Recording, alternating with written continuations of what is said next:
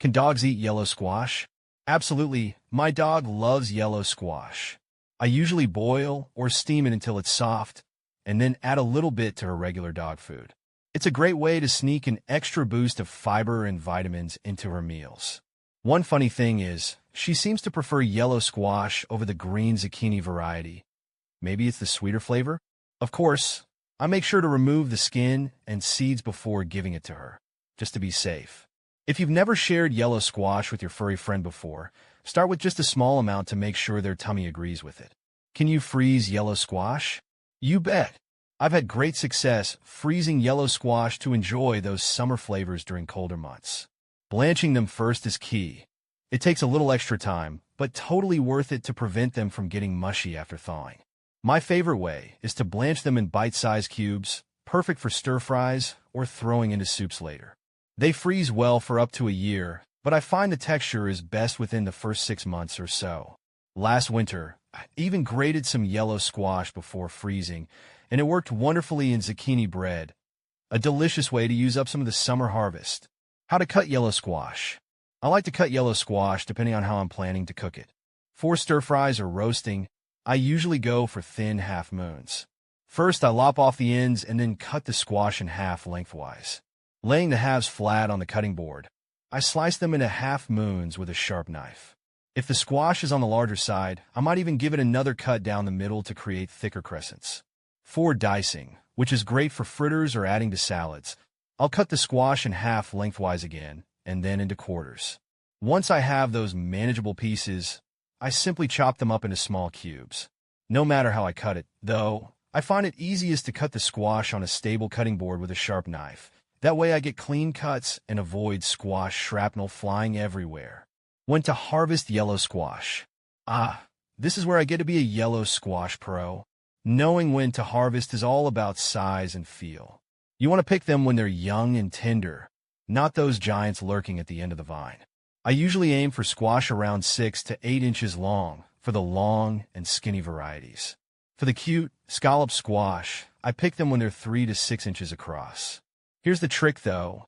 You want them to feel firm but with a little give.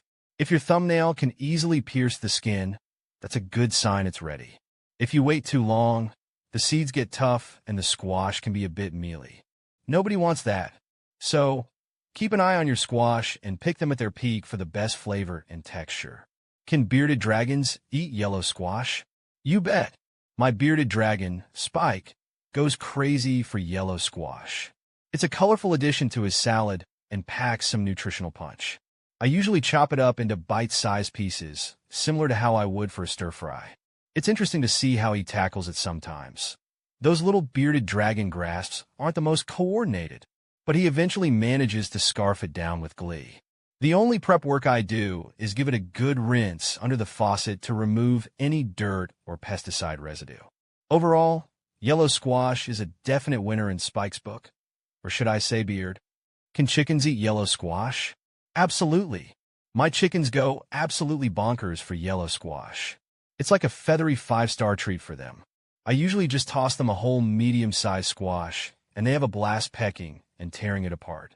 It keeps them entertained for ages, which is great for those afternoons when they seem a little restless in the coop.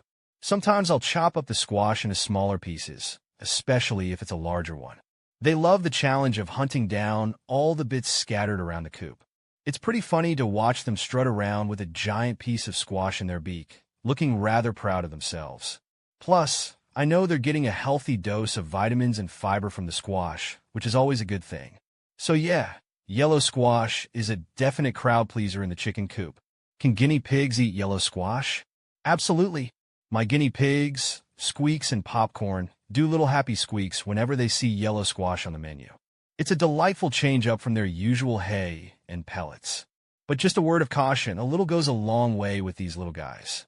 Their tummies are sensitive, so I only give them a small cube or two, a few times a week. It's too cute watching them munch on the squash with those little chompers. Sometimes they hold it in their paws like a tiny treasure chest. One thing to remember is to wash the squash thoroughly before offering any to your piggies, and remove the seeds and skin. Those can be a bit tough on their delicate digestive systems. But other than that, yellow squash is a healthy and fun treat for my squeaky little friends. How to tell if yellow squash is bad. My yellow squash inspection skills are on point. Here's how I check for freshness. First, I give it a good squeeze. It should feel firm with a slight give, not mushy at all. If it yields too easily to pressure, that's a sign it's past its prime. Next, I examine the skin for any warning signs. Look out for discolored patches, especially brown or black spots, that could indicate mold or rot. A healthy squash should have a bright yellow, evenly colored skin. Don't forget to peek under the blossom end, the squarish stem end. This area can get soft if the squash is going bad. If it looks mushy or discolored, it's best to toss the whole squash. Finally, give it a sniff test. Fresh yellow squash should have a very neutral smell, almost no odor at all. If you detect any unpleasant odors like something sour or funky, then it's time to say goodbye to that squash. By following these steps, I can usually tell if a yellow squash is fresh and ready to enjoy. How long to boil yellow squash? The boiling time for yellow squash depends on how you want it cooked. Here's my experience. For tender but still slightly crisp squash, perfect for salads or adding to a stir-fry later, I usually aim for 5 to 7 minutes. You can test for doneness by piercing a piece with a fork. It should slide in easily, but the squash shouldn't be mushy. If you prefer your squash softer, like for mashing, then 8 to 10 minutes of boiling will do the trick. Again, keep an eye on it and take a piece out to test for doneness with the fork. Remember, it's always better to err on the side of undercooking slightly. You can always put the squash back in the pot for a minute or two if it needs a bit more time. But overcooked squash can become mushy and lose its flavor and vibrant color. Is yellow squash good for diabetics? In my experience, yellow squash is a great choice for diabetics like me. Here's why. It's low in carbs and calories, which is important for managing blood sugar levels. It's packed with fiber, which helps slow down the absorption of sugar into the bloodstream, preventing those spikes. Plus, it's full of vitamins and antioxidants, which are beneficial for overall health. Of course, portion control is still key. But overall, yellow squash is a delicious and versatile veggie that I can feel good about including in my diabetic diet. Is yellow squash low FODMAP? Yes, according to reliable sources, yellow squash is considered low FODMAP. This is great news for people following a low FODMAP diet to manage digestive issues. Here's what I've found from my research. Monash University, a leading authority on FODMAP research, has tested yellow squash and found it to be low in FODMAPs 1. This means it's unlikely to trigger digestive problems in individuals with FODMAP intolerance. It's important to note serving size matters on a low FODMAP diet. Luckily, yellow squash is generally low FODMAP in typical serving sizes too. Of course, everyone's tolerance can be different, so it's always a good idea to listen to your body. But based on the research, yellow squash seems like a safe and tasty option for most people following a low FODMAP diet. Why is my yellow squash bumpy? There are two main reasons your yellow squash might be bumpy. Overmaturity. The most likely culprit for bumps is simply that your squash is past its prime. When summer squash like yellow squash stay on the vine too long, they start to develop bumpy or lumpy skin. This is a sign the seeds inside are getting bigger and the flesh might be woodier. If you catch it early, it might still be edible, but for the best flavor and texture, you generally want to pick squash when it's young and the skin is smooth. Variety. Some varieties of yellow squash, like the yellow crookneck squash, naturally have a bit of bumpiness to their skin. This is normal and nothing to worry about. If your squash is bumpy, but still on the smaller side and feels firm, it's probably just a variety and perfectly fine to eat. To figure out which is the case for your squash, consider its size and feel. If it's on the larger side and feels soft, it's likely overripe. If it's on the smaller side and firm, it might just be a bumpier variety. How long to pressure cook yellow squash? Yellow squash cooks up super fast in a pressure cooker, which is what I love about it. Here's a guideline on how long to cook it, depending on the texture you're after. Tender crisp, 3 to 5 minutes. This is perfect if you want the squash to retain some bite and vibrant color. It's great for dishes like stir-fries or salads where you don't want it to turn mushy. Soft, 5 to 7 minutes if you prefer your squash softer.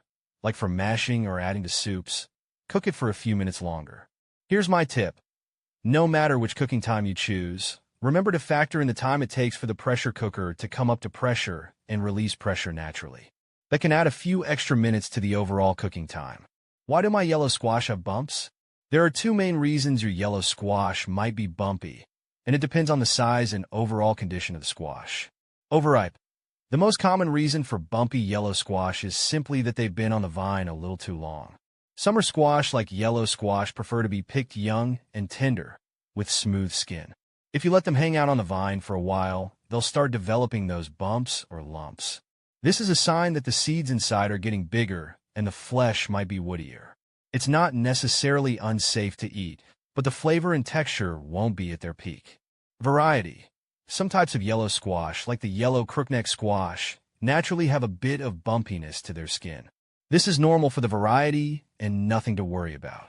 If your squash is bumpy, but still on the smaller side and feels firm, it's probably just the kind of squash it is and perfectly delicious. Here's how to tell which reason is behind your bumpy squash. Size and feel. If your squash is on the larger side, past 6 to 8 inches long, and feels soft when you give it a gentle squeeze, then overripeness is the likely culprit. Smaller and firm. If your squash is on the smaller side and has a firm feel, even with some bumps, it's probably just a bumpier variety and good to eat. So, next time you harvest your yellow squash, keep an eye on the size and firmness to pick them at their prime smoothness. Why is my yellow squash green on the outside? That's an interesting one. There are a couple of reasons why your yellow squash might be green on the outside, even though it's a yellow squash variety. Here are the two most likely culprits. Incomplete pigmentation. Sometimes, yellow squash can develop unevenly, especially if they don't get enough consistent sunlight while growing. This can result in some areas of the squash staying green, even on a yellow variety. The good news is, this green coloring usually doesn't affect the taste or safety of the squash. As long as the squash feels firm and doesn't have any blemishes or mold, the green parts should be perfectly fine to eat. Mosaic virus. Less likely but possible is a mosaic virus infection. This can cause yellow squash to develop mottled green and yellow splotches on the skin. While the squash might not look picture perfect, the good news is that the cucumber mosaic virus, which is most common in squash, isn't harmful to humans. You can still eat the squash, though some people find the texture a little off when infected. Here's how to decide what's going on with your squash. Look for mosaic virus signs. If the green coloring is patchy and splotchy, with some yellow areas as well, and the leaves of the squash plant itself look mottled or distorted, then a mosaic virus might be the culprit. Uniform green hue. If the green coloring is more uniform across the squash, with no yellow showing and the plant looks healthy, then incomplete pigmentation is the more likely reason. No matter the reason, if the squash is firm and doesn't have any soft spots or mold, you should be good to cut into it and enjoy that yellow squash goodness inside. Even if the outside is a surprising green,